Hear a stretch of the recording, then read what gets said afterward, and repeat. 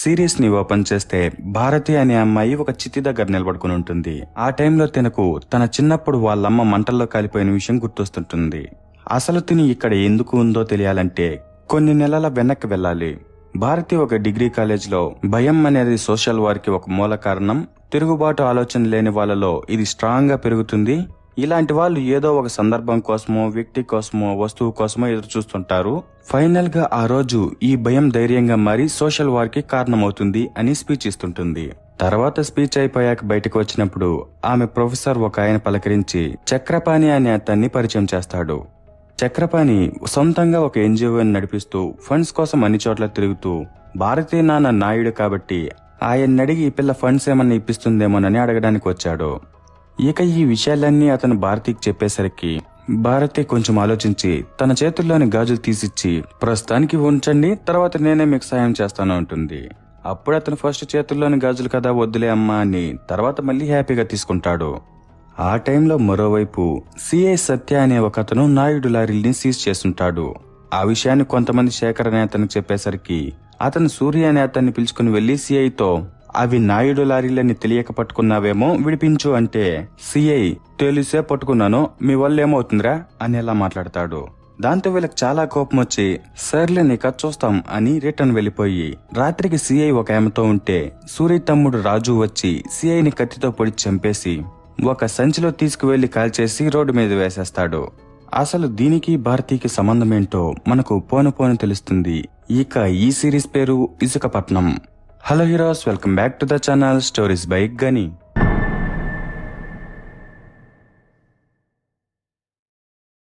తర్వాత ఈ సిఐ చనిపోవడంతో అతని ప్లేస్ లోకి వర్మ అనే ఇంకొక సిఐని అపాయింట్ చేస్తారు. ఇక ఆయన డౌట్ ఉన్న వాళ్ళందరినీ ఎంక్వైరీ చేస్తున్నప్పుడు అందులో నాయుడు పేరు కనిపిస్తుంది. దాంతో సిఐ నాయుడు బ్యాక్గ్రౌండ్ గురించి తెలుసుకోవడానికి ఒక ఖైదీ దగ్గరికి వెళ్తే అతను నాయుడు గురించి తెలియాలంటే ఫస్ట్ ఈ ఇసుకపట్నం గురించి తెలియాలంటాడు. ఈ ఇసుకపట్నంలో మెయిన్ గా 4 ఏరియాలుంటాయి. మొదటిది చేపలు పట్టుకునే జెట్టి, రెండవది పోర్ట్ ఏరియా, మూడవది స్టీల్ ప్లాంట్, నాలుగవది ఎప్పుడూ లారీ లోడులతో నడిచే ఆటోనగర్. ఇక ఈ ఏరియాల్లో ఎప్పుడూ డబ్బులు వర్షంలా కురుస్తుండటంతో వాటి కోసం అప్పుడప్పుడు హత్యలు కూడా జరుగుతుండేవి. తర్వాత 1985లో ఈ ఊరికి నాయుడు తన భార్య కూతురుతో వచ్చి కోట ఈ ఇంట్లో అద్దెకి దిగి అతని దగ్గరే ఈ ఇసుకపట్నం గురించి అన్ని విషయాలు తెలుసుకుని ఉంటాడు. ఇక నాయుడు ఒక సాధారణ వ్యక్తి నుంచి ఇంత పవర్ఫుల్ గా మారడానికి మూలం చిన్నారావు అనే అతను.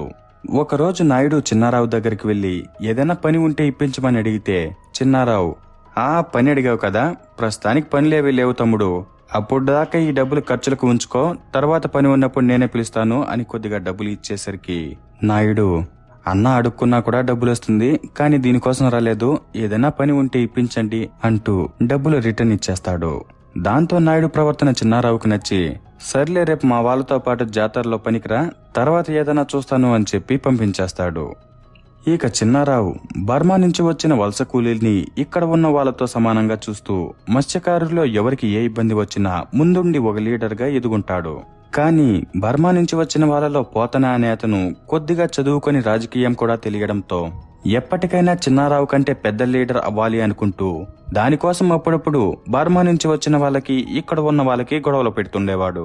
అలా ఒకరోజు రాత్రి గొడవ పెట్టుంటే చిన్నారావు వచ్చి వాళ్ళందరినీ ఆపి ఏమైందని అడుగుతాడు. అప్పుడు వాళ్ళు బర్మా వాళ్ళు చేపల గుడ్లు పెట్టే టైం అయినా కూడా పడవలు తీసుకుని సముద్రంలోకి వెళ్లారు అని చెప్పేసరికి వెంటనే పోతన, మా వాళ్ళు ఏట కోసం సముద్రంలోకి పడవలు తీసుకువెళ్లారు సరే, కానీ పడవలు ఇచ్చింది మీ వాళ్ళే అంటాడు. అప్పుడు వెంటనే పడవలు ఇచ్చినతను, అన్న ఇంట్లో అమ్మకు బాగలేకుండా ఉంటే డబ్బులు అవసరమై ఇచ్చాను, క్షమించన్నా అంటాడు. దాంతో చిన్నారావుకి ఫస్ట్ కోపం వస్తుంది. ఆ గ్యాప్ లో పోతన, ఎలాగో మీ వాళ్ళది తప్పుంది, మా వాళ్ళది తప్పుంది, ఇంకా పంచాయతీ ఎందుకు వదిలే అంటాడు. అప్పుడు చిన్నారావు, నేను చెప్పేది అదే, గొడవలంతా వద్దని, కానీ ఈ విషయాన్ని ఇట్లాగే వదిలేకన్నా ఈసారి నుంచి పడవలు తీసుకువెళ్లే వారి దగ్గర ఒక్కో పడవకి 5 రూపాయల చొప్పున వసూలు చేద్దాం, తర్వాత చేపల గుడ్లు పెట్టే టైంలో ఎవరికైనా అవసరం వస్తే ఆ డబ్బుల్లో నుంచి వాళ్ళకి కొంచెం తీసిద్దాము అని చెప్తాడు. దాంతో వాళ్ళందరూ హ్యాపీగా ఉంటారు. నిజానికి పోతన తనే గొడవను సాల్వ్ చేసి పెద్ద లీడర్ అవుదామనుకున్నాడు. కానీ లాస్ట్ కి అందరూ చిన్నారావుకు చప్పట్లు కొట్టడంతో పోతన తన ప్లాన్ ఫెయిల్ అయిందని కోపంతో పక్కకు వెళ్లి మందు తాగుతుంటాడు. ఇక ఈ విషయాలన్నింటినీ అర్థం చేసుకున్న నాయుడు పోతనతో కలిసి ఎదుగుదామనుకుంటాడు. కానీ పోతన నాయుడు మీద నమ్మకం లేక గుమ్మునిడిపోతాడు. అయినా నాయుడు మాత్రం వదలకుండా ఆ తర్వాత రోజు వీళ్ళు జాతరలో ఉన్నప్పుడు సడన్ గా చిన్నారావుని కత్తితో నరికి చంపేస్తాడు. దానికి కారణం తను లీడర్ అయితే ఇసుక పట్టణంలో 4 వైపుల నుంచి వచ్చే డబ్బులు తన చేతుల్లోనే ఉంటాయి కాబట్టి. ఇక చిన్నారావు చనిపోవడంతో జనాలందరూ నాయుడిని చంపడానికి వస్తుంటే అతను పోతనని నీకు జెట్టి కావాలంటే నాతో ఉండు అనేలా చెప్తాడు. దానికి పోతన సరేనని తన వాళ్లతో ఇతని మీదకి వచ్చే వాళ్ళని ఆపించి నాయుడితో చేతులు కలుపుతాడు. తర్వాత నాయుడు తనకు ఎదురుగా ఉన్న ఒక్కొక్కరిని చంపుతూ చాలా పవర్ఫుల్ గా మారుంటాడు. అది ఎంతలా అంటే చాలా బలగమున్న పోతన నాయుడు దగ్గరకు వచ్చి ఈసారి ఎలక్షన్స్ వస్తున్నాయి కదా, మా వాళ్ళకి 5 వార్డుల్లో సీట్లు కావాలి అని అడిగితే నాయుడు నువ్వు నాకు చెప్పేంత దూరం వస్తే నీ బతుకుని 20 ఏళ్ల వెనక్కి నెడతాను అని వార్నింగ్ ఇచ్చేంతలా. అంటే ఇప్పుడు బట్టీకి లీడర్ గా ఉన్నావు, కానీ నాకు చెప్పేంత దూరం వస్తే నువ్వు మళ్లీ రోజు కూలీలా బతుకుతావు అని నాయుడు పోతనికి వార్నింగ్ ఇచ్చాడు. ఇక వీళ్ళిలా ఉంటే మరోవైపు భారతి సూర్యుని లవ్ చేస్తుంటుంది. అతను వీళ్ళింట్లో డ్రైవర్ గా పనిచేస్తుంటాడు. కానీ ఆ విషయం ఇంట్లో వాళ్ళకి తెలియకుండా వీళ్ళిద్దరూ మేనేజ్ చేస్తుంటారు. ఇక తను కాలేజీ నుంచి ఇంటికి వచ్చినప్పుడు వాళ్ళ నాన్న నువ్వు ఎన్జిఓకి బంగారు గాజులు ఇచ్చావంట, నువ్వు ఎన్జిఓకి ఎంత సాయం చేసినా నా గురించి చెడుగా ఎన్ని స్పీచ్లు ఇచ్చినా మళ్ళీ ఈ ఇంటి గడపే తొక్కాలి, నువ్విలా అలగా జనంతో తిరుగుతూ వాళ్ళకు నా మీద ఉన్న భయాన్ని తగ్గించొద్దు అని వార్నింగ్ ఇస్తాడు. అప్పుడు కోటయ్య నాయుడు నాపి భారతిని నువ్వు వెళ్ళమ్మా అని పంపించేసరికి వెంటనే నాయుడు కోటయ్య నువ్వు దాన్ని నెత్తినెక్కించుకోవద్దు అంటాడు. అప్పుడు కోటయ్య భారతి తెలిసి చేసినా తెలియక చేసినా అది మన మంచికేలే, నేను చూసుకుంటాను అని నాయుడుకు నచ్చ చెప్తాడు. కానీ తర్వాత రోజు భారతి చక్రపాణి దగ్గరికి వెళ్లి నేను మీ ఎన్జిఓలో పూర్తి స్థాయిలో పనిచేయాలనుకుంటున్నాను, నేను ఎక్కువ మందికి సాయం చేయాలనేది నా తల్లి కోరిక అని చెప్పి జాయిన్ అవుతుంది. ఇక మరోవైపు నాయుడు దగ్గరికి ఒక అతను కొత్త వ్యాపారం చేయడానికి వచ్చేసరికి నాయుడు నువ్వు నాకు ఇస్తానన్న 5% సరిపోదు, 20% కావాలని అడుగుతాడు. దానికతను ఇది కోట్లలో కూడుకున్న వ్యాపారం, మా పైన చటర్జీ అనే పెద్ద తలకాయ ఉన్నాడు, నీకు 20% కావాలంటే చన్నపట్నంలోని తంగవేల్తో నువ్వు మాట్లాడాలి అని చెప్పి ఫోన్ చేసిస్తాడు. అప్పుడు తంగవేల్ నాయుడుతో గత 15 ఏళ్లగా అందరినీ మేనేజ్ చేస్తుంటే ఇప్పటికి 12%కి వచ్చింది నా కమిషన్, నీకెట్ల 20% ఇచ్చేది అని అడిగితే నాయుడు అది నీ చేతగానితనం, నా పోర్టులో వ్యాపారం చేయాలంటే నేను చెప్పిన పర్సంటేజే ఉండాలంటాడు. దానికి తంగవేల్ సరే నీకు 20% కావాలంటే పోర్ట్ అధికారం మొత్తం నీ చేతుల్లోనే ఉండాలి, నెక్స్ట్ ఎలక్షన్స్ లో పోర్ట్ల అధికారులందరినీ మారుస్తారని ఇన్ఫర్మేషన్ వచ్చింది, అప్పుడు కూడా అధికారం మొత్తం నీ చేతుల్లోనే ఉంటే నువ్వు చెప్పినట్టే ఇస్తాను అని చెప్పి ఫోన్ పెట్టేస్తాడు. ఇక వీళ్ళిలా ఉంటే మరోవైపు పోతన దగ్గరకు సూరి వెళ్లి నాయుడు గారు డబ్బులు తీసుకురమ్మన్నారు అని చెప్పి ముందు పర్సంటేజ్ కాకుండా కొత్తగా నాయుడు గారు 70% తీసుకురమ్మన్నాడు అని చాలా డబ్బులు తీసుకువెళ్తాడు. దాంతో పోతనకి తను నాయుడిని సీట్లు అడిగినందుకే నాయుడు ఇప్పుడు ఎక్కువ పర్సంటేజ్ తీసుకువెళ్లిపోయాడని అర్థమయ్యి ఇదిలాగే వదిలేస్తే చాలా కష్టమని అదే ఊర్లో నాయుడికి ఆపోజిట్ గా ఉన్న ప్రతాప్ వర్మ అనే అతని దగ్గరికి వెళ్తాడు. ఇక ప్రతాప్ వర్మ బలం, వంశపారంపర్యంగా వచ్చిన ఆస్తులు, బలహీనత ఆడవాళ్ల మీద మోజు.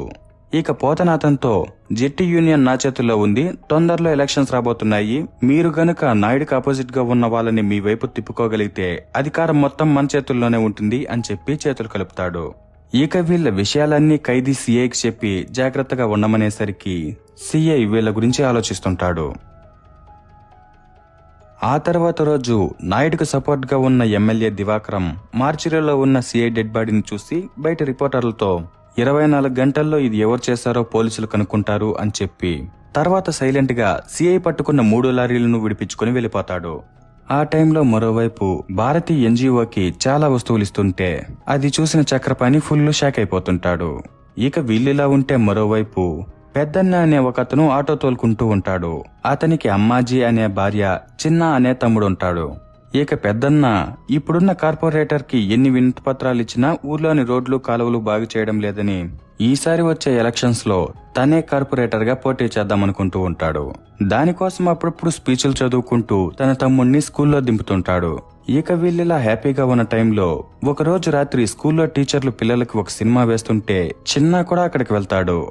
ఆ టైంలో నాయుడు గ్యాస్ గోడానికి సీక్రెట్ గా వేసిన పైపు లీక్ అవడంతో ఈ ప్లేస్ మొత్తం పేలిపోతుంది. దాంతో అక్కడున్న టీచర్లకి పిల్లలకి చాలా మందికి గాయాలవుతాయి, కొంతమంది చనిపోతారు. ఆ టైంలో చిన్న తమ్ముడికేమో చెయ్యి పూర్తిగా తెగిపోయి ఉంటుంది. తర్వాత వీళ్ళందరినీ హాస్పిటల్లో చేర్పిస్తున్నప్పుడు నాయుడు, కోటయ్య హాస్పిటల్కి వచ్చి గోడని మెయింటైన్ చేస్తున్న రాముని ఇలా ఎందుకు జరిగిందిరా అని అడిగితే అతను రోజులాగానే అన్ని జాగ్రత్తలు తీసుకున్నాము, కానీ ఇలా ఎందుకు జరిగిందో నాకు నిజంగానే తెలియదు అని చెప్తాడు.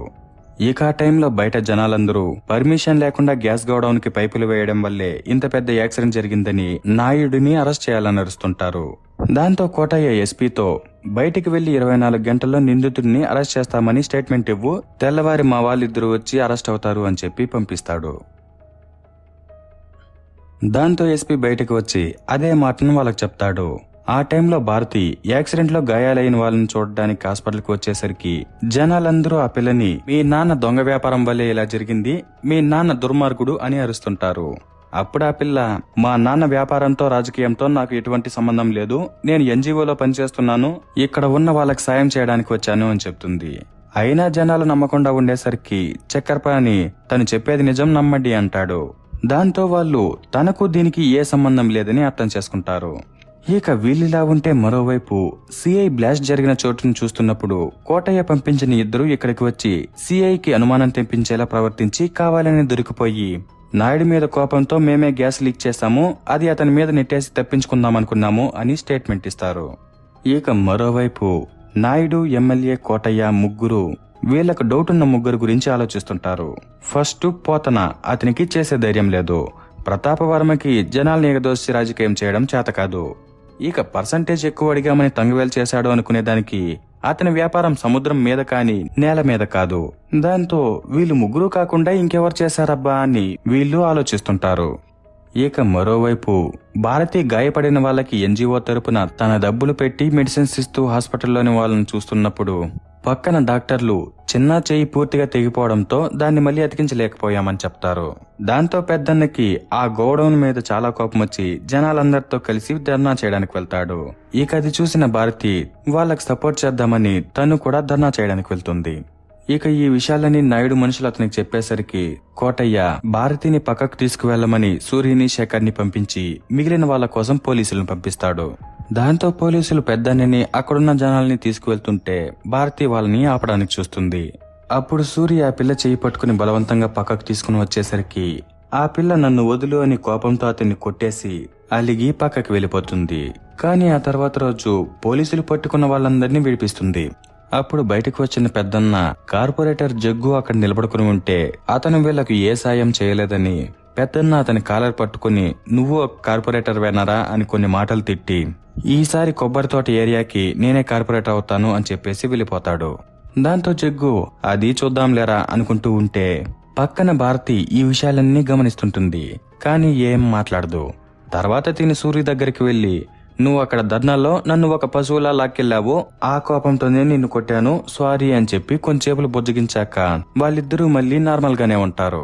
ఇక మరోవైపు రాత్రికి ప్రతాప్ వర్మ, పోతన ఇద్దరు మందు తాగుతున్నప్పుడు ఈ గ్యాస్ గోడౌన్ లీకేజ్ వీళ్ళిద్దరిలో ఎవరో ఒకరు చేశారని ఆనందంగా ఉంటారు. కానీ వీళ్ళిద్దరూ ఆ విషయం గురించి మాట్లాడుకున్నాక ఇద్దరూ చేయలేదని అర్థమయ్యి ఇంకెవరు చేశారబ్బా అని ఆలోచిస్తుంటారు. ఇక ఆ టైంలో మరోవైపు నాయుడు ఈ గ్యాస్ లీకేజ్ యాక్సిడెంట్ వల్ల అందరూ నాయుడు బలం తగ్గిపోయింది అనుకుంటూ ఉంటారు. దానివల్ల అధికారం తగ్గుతుందని ఒక ఐడియా ఆలోచించి కోటయ్యని పంపించి ప్రతాప్ వర్మని ఇంటికి భోజనానికి తీసుకురమ్మంటాడు. దాంతో కోటయ్య ఇక్కడికి వస్తుంటే పోతన అది గమనించి కోటయ్య ఇక్కడ తాను చూస్తే ఇబ్బంది అవుతుందని పక్కన దాక్కునేస్తాడు. కానీ కోటయ్యకి పోతన ఇక్కడ ఉన్నాడని ఆల్రెడీ తెలుసు కాబట్టి పోతనని పెద్దగా పట్టించుకోకుండా ప్రతాప్ వర్మతో నాయుడు నిన్ను భోజనానికి ఇంటికి తీసుకురమ్మన్నాడు అని చెప్తాడు. అప్పుడు వర్మ ఏంటి భోజనంలో విషం పెట్టి చంపేస్తారా అని అడిగితే కోటయ్య నాయుడు కత్తితో చంపే అలవాటే ఉంది కానీ భోజనంలో విషం పెట్టే అలవాట్లేదు, అయినా నాయుడు గడప తొక్కాలంటేనే అదృష్టం ఉండాలి, నిన్ను ఏకంగా భోజనానికే తీసుకురమ్మని చెప్పాడు, రా వెళ్దామంటాడు. అప్పుడు వర్మ ఏంటి విషయం అని అడిగితే కోటయ్య ఏమో అక్కడికి వస్తే తెలుస్తుందంటాడు. దాంతో వర్మ సర్లేనని భోజనానికి వెళ్తే నాయుడు అతన్ని పలకరించి లోపలికి పిలుచుకుని వెళ్లి తన కూతురు చేత్తో అతనికి భోజనం పెట్టించి సడన్ గా ఇప్పుడు ఇలా అడగొచ్చో లేదో నాకు తెలియదు, నువ్వు నా కూతుర్ని పెళ్లి చేసుకుంటావా అని అడుగుతాడు. ఆ మాటతో అక్కడున్న వాళ్ళందరికీ ఫీజులు ఎగిరిపోతాయి. దాంతో వర్మ నేను దీని గురించి ఆలోచించి తర్వాత చెప్తాననేసరికి నాయుడు సరేలేనని అతన్ని ఇంటి దగ్గర వదిలిపెట్టి రండి అని సూర్యని, శేఖర్ని పంపిస్తాడు. ఇక ప్రతాప్ వర్మ దీని గురించి ఆలోచిస్తూ ఇంటికి వెళ్ళాక డ్రైవర్ గేటు తీయడానికి దిగేసరికి సడన్ గా ఎవరో అతని మీద మందు పాత్రలు వేసి తగలబెట్టేస్తారు. అది చూడగానే ప్రతాప్ వర్మకి గుండె జిల్లుమని అయిపోతుంది. అప్పుడు సూర్య, శేఖర్ ఇద్దరు అతన్ని వీళ్ళ బండిలో ఎక్కించుకుని రిటర్న్ నాయుడు ఇంటికి తీసుకొచ్చేస్తారు. ఆ టైంలో ఇంటి దగ్గర భారతి నా పెళ్లి నిర్ణయం నన్ను అడుగు తీసుకుంటే బాగుంటుంది అనేసరికి నాయుడు ఇప్పటికే కొన్ని నిర్ణయాలు నీకు వదిలేసి చాలా పెద్ద తప్పు చేశానంటాడు. అప్పుడు పక్కన కోటయ్య, నీ నిర్ణయం కరెక్టో కాదో నేను చెప్పను, కానీ అంత వయసున్న వాడికిచ్చి పెళ్లి చేయడం ఎంతవరకు కరెక్టు అని అడిగితే నాయుడు, వయసు ఎక్కువ ఉంటే జీవితంలో అనుభవం కూడా ఎక్కువ ఉంటుంది. నాకు ఎవరి నిర్ణయాలతో పని లేదు కోటయ్య. ఒకవేళ నాకు వ్యతిరేకంగా గాలి వీస్తే నేనేం చేస్తానో నీకు తెలుసు. అయినా ఇన్ని రోజులు నువ్వు దాన్ని అలారుముద్దుగా పెంచావు కదా, ఈసారికి దాన్ని నా మాట వినమని చెప్పు అంటాడు. ఇక వీళ్ళిలా మాట్లాడుతున్న టైంలోనే ప్రతాప్ వర్మ ఇక్కడికి వచ్చి జరిగిన విషయం చెప్పేసరికి నాయుడు కోటయ్యని, నువ్వు అక్కడికి వెళ్ళినప్పుడు ఎవరినైనా శత్రువులను చూసావా అని అడుగుతాడు. అప్పుడు వర్మ, పోతన్న నేను వచ్చేటప్పుడు అక్కడే ఉన్నాడు. ఇక శత్రువు ఎవరో తెలిసింది కాబట్టి వాళ్ళకి మనిద్దరం కలిసి సమాధానం ఇద్దాం, నేను నీ కూతుర్ని పెళ్లి చేసుకుంటాను అని చెప్తాడు. దాంతో అక్కడున్న వాళ్ళందరూ షాక్ అయితే నాయుడు మాత్రం హ్యాపీగా ఉంటాడు. ఆ తర్వాత నాయుడు ప్రతాప్ వర్మకి భారతికి పెళ్లి ఫిక్స్ చేశాక ప్రతాప్ వర్మ ఫుల్ హ్యాపీగా ఉంటే భారతి చాలా బాధపడుతుంటుంది. ఇక టైంలో ఎన్జిఓ నుంచి చక్రపాణి భారతి దగ్గరకు వచ్చేసరికి ఆ పిల్ల అతనికి 3 బ్యాంక్ చెక్స్ మీద సంతకం చేసిచ్చి, ఫ్యూచర్ లో నేను హెల్ప్ చేయగలనో లేదో తెలియదు, ఏదైనా అవసరం వస్తే వీటి నుంచి డబ్బులు వాడండి అని చెప్పి పంపించేస్తుంది. ఇక మరోపక్క నాయుడు పోతన ప్రతాప్ వర్మ మీద మర్డర్ అటెంప్ట్ చేపించాడని పోలీసులకు కంప్లైంట్ ఇప్పించి, అలాగే ప్రతాప్ వర్మ సైడ్ ఉన్న మనుషుల్ని తన మనుషుల్లో కలుపుకొని తనకు సపోర్ట్ చేసేట్టుగా ఎవరెవరు ఉంటారో వాళ్ళకు మాత్రమే కార్పొరేట్ ఎలక్షన్స్ లో సీట్ ఇచ్చేలా అనౌన్స్ చేపిస్తాడు. ఆ టైంలో శేఖర్ తన అనుచరుడుగా జగ్గు పనికొస్తాడని మళ్లీ అతని పేరుని కార్పొరేటర్ లిస్ట్ లో యాడ్ చేస్తాడు. ఇక నాయుడు సడన్ గా ఇలా కార్పొరేటర్ లిస్ట్ లో అనౌన్స్ చేపించడానికి కారణం పోతన తన మనుషులు ఎవరు ఆ లిస్ట్ లో లేరని చెప్పి బయటకు వస్తాడని. ఇక పోతన ఇదంతా నిజమేనేమో అని అనుకుని తన మనుషులతో దీని గురించి మాట్లాడుతున్నప్పుడు అతను ఉన్న ప్లేస్ నాయుడుకు తెలిసి నాయుడు ఈ ఇన్ఫర్మేషన్ ని పోలీసులకు తెలిసేలా చేస్తాడు. దాంతో పోలీసులు వర్మ మీద మర్డర్ అటెంప్ట్ చేసినందుకు గాను జైల్లో వేస్తారు. ఇక నాయుడు తను అనుకున్న విధంగానే అన్ని జరుగుతున్నాయని హ్యాపీగా ఉంటే వర్మ కూడా నాయుడు కూతురు భారతి దొరుకుతుందని హ్యాపీగా ఉంటాడు. కానీ భారతి మాత్రం చాలా బాధగా ఉంటుంది. అయినా కూడా ఆ పిల్లకి పెళ్లి అయిపోతుంది. ఇక ఆ పిల్లని ప్రేమించిన సూరి రాత్రికి బాధపడుతుంటే అతని తమ్ముడు రాజు తన అన్న బాధను తగ్గించడం కోసం ఫస్ట్ మందిస్తాడు. అయినా తగ్గకన్నా ఉంటే తర్వాత అమ్మాయి దగ్గరకు పిలుచుకొని వెళ్తాడు. అప్పుడు సూరి లోపల నుంచి బయటకు వచ్చేసి రాజుతో, నాకు కావాల్సిన మగతనం చల్లబట్టం కాదురా, గుండెల్లో మంట చల్లబట్టం పాపదామనేసరికి రాజు, అది ఎలా చల్లార్చాలో నాకు తెలిసిలేరా అని 2 గన్నులు తీసుకుని ఒక చోటుకు పిలుచుకొని వెళ్తాడు. ఆ టైంలో మరోవైపు పోతన మనుషులకి నాయుడు పెళ్లి భోజనాలు పంపిస్తే వాళ్ళు తినరు. దాంతో కోటయ్య పోతన అసిస్టెంట్ మోసెస్ ని పిలుచుకుని వచ్చి, ఏం భోజనాలు పంపిస్తే వద్దని వెనక్కి పంపించేశారంట అని అడిగేసరికి మోసెస్ చాలా భయపడిపోతుంటాడు. అప్పుడు పక్కన నాయుడు కొద్దిసేపు కోటయ్యను ఉండమని చెప్పి మోసెస్ తో ప్రతాప్ వర్మ మీద దాడి చేయించి ఆ కేసు పోతన మీద పెట్టించి, పోతన ఎక్కడున్నాలో పోలీసులకు చెప్పి జైలుకు పంపించింది నేనే, ఇక ఈ భూమి మీద ఇన్ని నిజాలు తెలిసిన 3వ వ్యక్తివి నువ్వు, రేపు పోతన అరెస్ట్ అయ్యాడని పనిలోకి ఎవరూ రాకుండా ఉంటే ఆ నిజాలు తెలిసిన 3వ వ్యక్తివి బ్రతుకుండవు అనేలా వార్నింగ్ ఇచ్చేసరికి మోసెస్ కి గుండెకాయలు నీళ్లైపోతాయి. దాంతో అతను, అయ్యా మీరేం చెప్పినా చేస్తాను, నన్నేం చేయకండి అని బ్రతిమలాడేసరికి నాయుడు సరే వెళ్ళని పంపించేస్తాడు. ఇక మరోవైపు జగ్గు తమ్ముడు తన ఫ్రెండ్స్ బ్యాచ్ ని కొంతమందికి మందు తెప్పించి పెద్దన్న ఇంటి దగ్గరికి పిలుచుకుని వచ్చి పెద్దన్నతో, ఈసారి కొబ్బరి తోట ఏరియాకి నువ్వే కార్పొరేటర్ అవుతానన్నావు కదరా, కానీ లిస్ట్ లో మా అన్న పేరు వచ్చింది, ఇప్పుడేం పీకుతావురా అనేలా తిడుతుంటే పెద్దన్నకి చాలా కోపం వచ్చి బయటకు వద్దామనుకుంటాడు. కానీ అతని భార్య అతనికి మందిచ్చి, దీన్ని తాగి నీ కోపాన్ని అంచుకో అని ఇంట్లోనే ఉంచేస్తుంది. ఇక మరోవైపు ఫస్ట్ నైట్ రోజు భారతి ప్రతాప్ వర్మ దగ్గరికి పాల గ్లాస్ తీసుకుని వెళ్ళిచ్చి, మీతో కొంచెం మాట్లాడాలి అనేసరికి అతను ఇప్పుడేంటి మాటలని ఆ పిల్ల చెప్పేది ఏం పట్టించుకోకుండా బలవంతంగా తనతో ఒకటవుతాడు. ఆ తర్వాత, నేను మామూలుగా ఏ అమ్మాయి దగ్గరికి 2 సార్లు పోను, కానీ నువ్వు నాయుడు కూతురు కాబట్టి ఇంకో 2 సార్లు ఓపిక పట్టాను అని చెప్పేసి పక్కకు వెళ్తాడు. దాంతో ఆ పిల్లకి చాలా బాధ అనిపించి తర్వాత అతని మీద చాలా కోపం వస్తుంటుంది. ఇక మరోవైపు నాయుడికి ఒక ఫోన్ వచ్చేసరికి అతను ఫుల్ షాక్ అయ్యి టెన్షన్ గా ఇంట్లో నుంచి వెళ్ళిపోతాడు. అప్పుడు అతన్ని చంపడానికి వచ్చిన సూరి రాజు ఇద్దరు ఏం జరిగిందో తెలియని షాక్ లో ఉంటారు. తర్వాత వీళ్ళందరూ భారతి దగ్గరికి వెళ్తే అక్కడ ఆ పిల్ల ప్రతాప్ వర్మని చంపేసుంటుంది. అది చూడగానే వీళ్ళందరికీ ఫీజులు ఎగిరిపోతాయి. అప్పుడు నాయుడు ఆ పిల్లని, అసలు వాడిని ఎందుకు చంపావే, చంపాల్సిన అవసరం ఏమొచ్చింది అని అడిగితే ఆ పిల్ల, వాడు నాకు నచ్చలేదు అందుకే చంపేశాను, అయినా నీకు నచ్చని వాళ్ళని నువ్వు కూడా చంపేస్తావు కదా, ఇది నీ దగ్గర నుంచే నేర్చుకున్నాను అంటుంది. గతంలో నాయుడు చిన్నారావుని చంపేసి ఇంటికి వచ్చేసరికి అతని భార్య, ఈ రక్తం ఏంటి, నువ్వు ఎవరిని చంపొచ్చావు అని అరుస్తూ, ఇలాగే ఉంటే నేను నీ గురించి పోలీసులకు చెప్పేస్తాను అనేసరికి నాయుడికి కోపం వచ్చి ఆమెను కొట్టి ఇంట్లో వేసి తగలబెట్టేస్తాడు. ఆ టైంలో భారతి ఏడుస్తుంటే నాయుడు, అది నా పతనాన్ని కోరుకునింది అందుకనే చంపేశాను, అరిచావంటే నిన్ను కూడా ఈ మంటల్లోనే వేసి తగలబెట్టేస్తాను అని బెదిరిస్తాడు. ఇక ఈ విషయాలన్నీ వీళ్ళు గుర్తు చేసుకున్నాక నాయుడు ఇప్పుడు ఈ విషయాన్ని ఏం చేయాలో అర్థం కాని టెన్షన్లో ఉంటే కోటయ్య మన వాళ్ళని ఎవరినన్నా పంపించి సరళనవ్వమందాంలే అంటాడు. అప్పుడు నాయుడు వీడు మామూలు ప్రతాప్ వర్మగా చనిపోయి ఉంటే నాకేం ఇబ్బంది లేదు, కానీ నా అల్లుడయ్యాక చచ్చాడు, ఇది ఇసుక పట్టణానికే పెద్ద వార్త, బోల్డ్ అనే వ్యవహారాలుంటాయి, నా పరువు పోతుందని ఆలోచిస్తున్నాను, లేకుంటే దీన్నే జైలుకు పంపించుంటాను అంటాడు. అప్పుడు భారతి నీ పరువుతో నాకేం సంబంధం, నేను జైలుకు పోతాను అంటుంది. దాంతో నాయుడికి చాలా కోపం వచ్చి ఆ పిల్లని కొడదామనుకున్నప్పుడు సడన్ గా సూర్య అతని చేయిని పట్టుకుని జైలుకు నేను వెళ్తానంటాడు. దానికి వీళ్ళు సరేనని ఫస్ట్ అతన్ని జైల్లో లొంగిపోమని పంపిస్తారు. ఆ తర్వాత ఇసుకపట్నం మొత్తం బంద్ ప్రకటిస్తారు.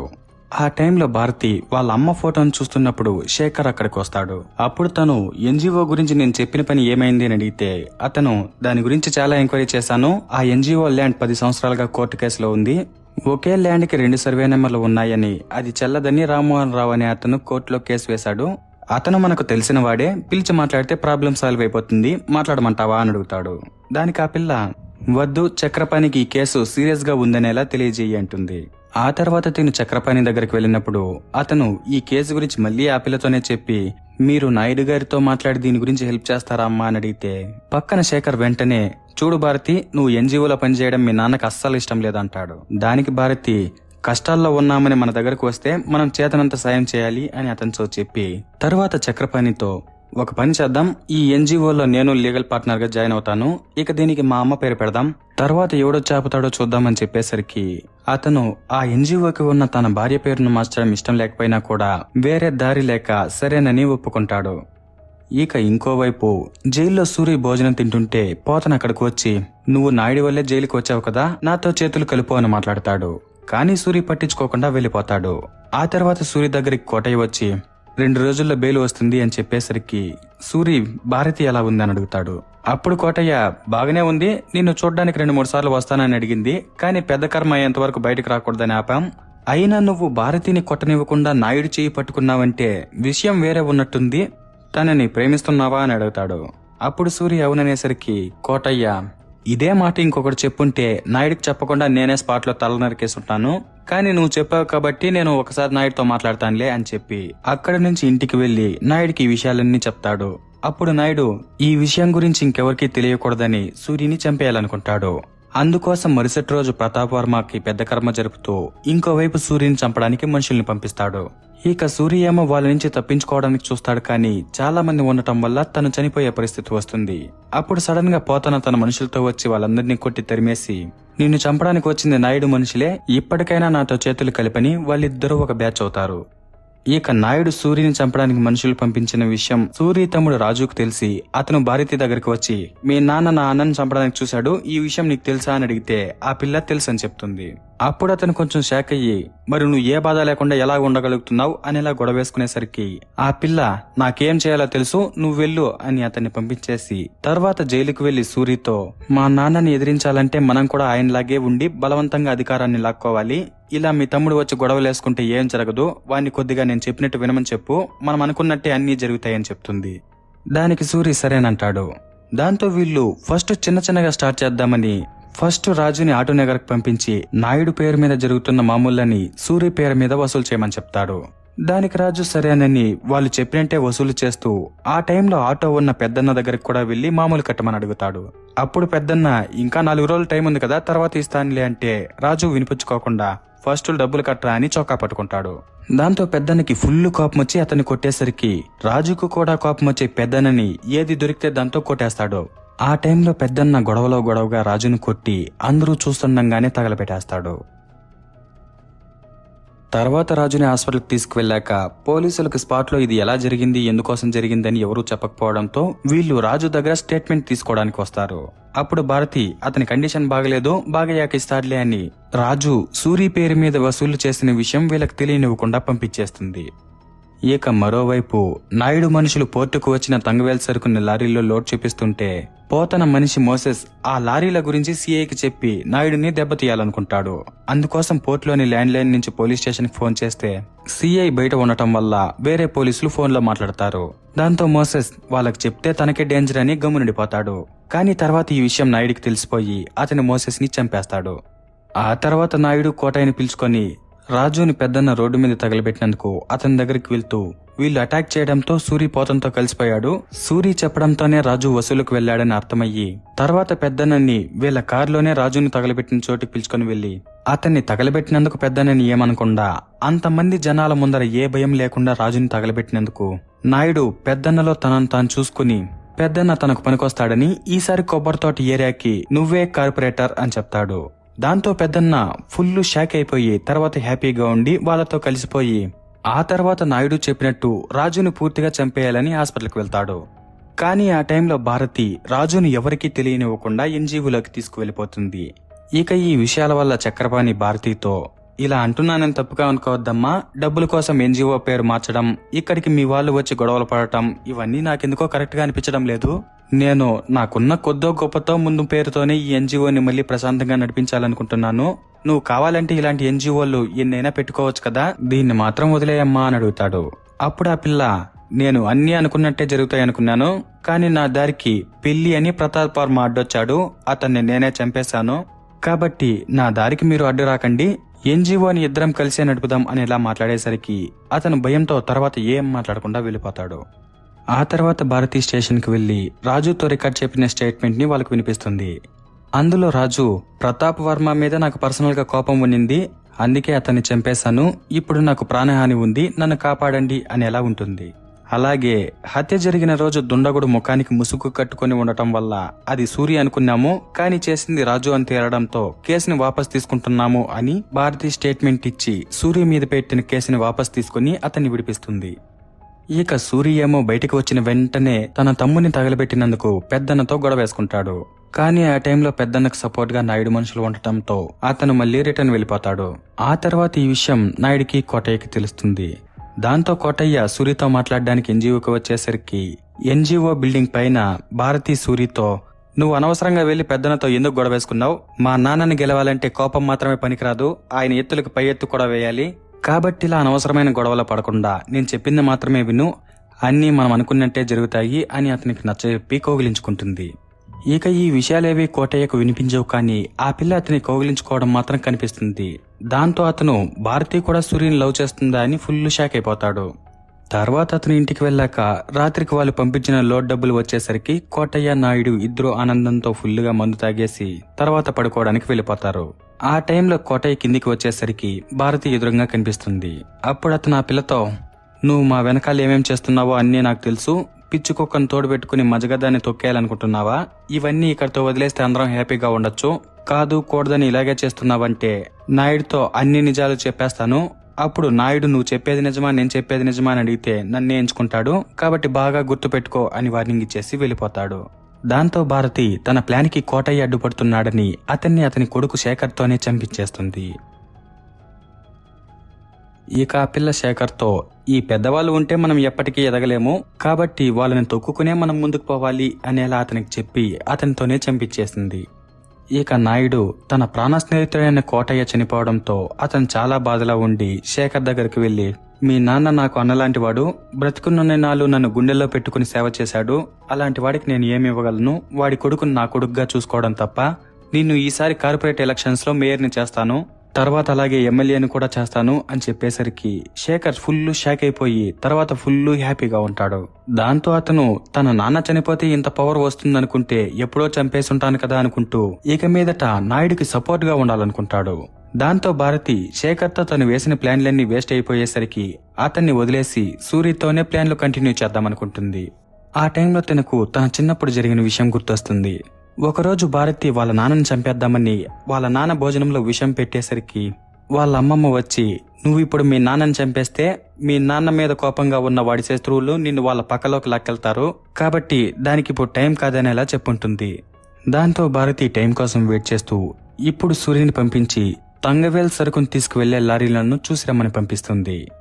ఇక మరోవైపు పెద్దన్న నాయుడు తనని కార్పొరేటర్ని చేస్తానని చెప్పాడు కాబట్టి లిస్టులో తన పేరు వినడానికి తన భార్య తమ్ముని పిలుచుకుని వెళ్తాడు.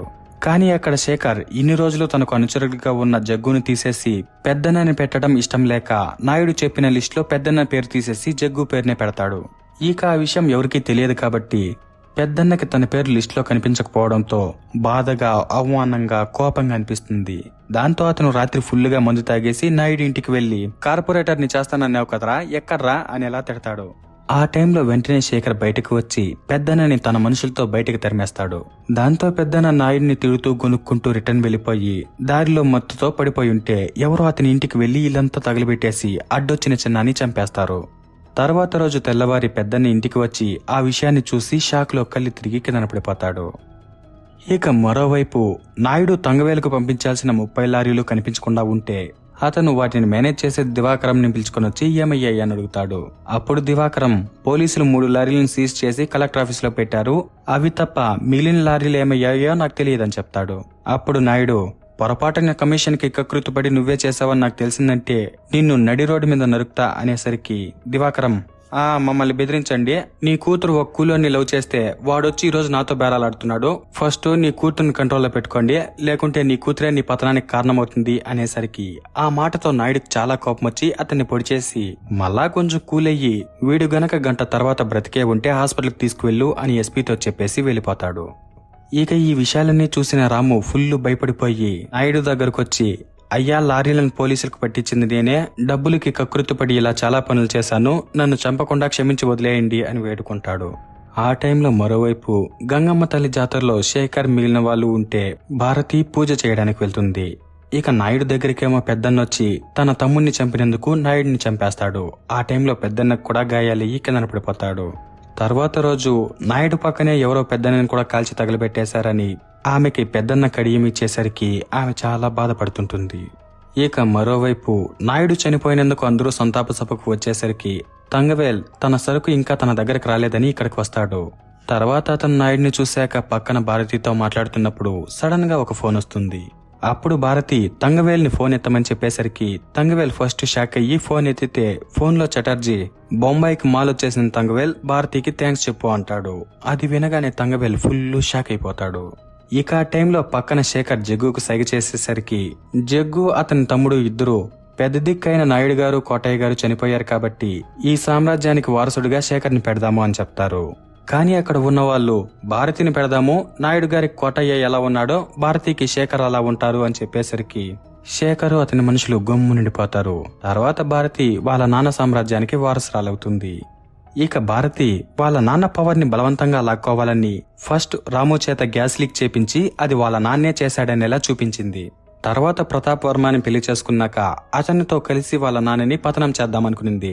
కానీ అతను ఒప్పుకోకపోవడంతో అతన్ని చంపేసింది. ఆ తర్వాత లారీలను పోలీసులకు పట్టించి ఇంకా పెద్దన్న ఇంటిని సూరి చేత కల్పించేసి అడ్డొచ్చిన అతని తమ్ముడిని కొట్టి చంపించేసి అది వాళ్ళ నాన్నే చేశాడనేలా చూపించి పెద్దన్నతో అతన్ని చంపించేసింది. ఇక ఈ విషయాలన్నీ తను గుర్తు చేసుకుంటూ ఉంటుంది. కానీ ఇక్కడున్న మరొక విషయం, పెద్దన్ని ఇంకా చనిపోలేదు. అతన్ని సిఐ భద్రంగా ఒక చోట దాచిపెట్టుంటాడు.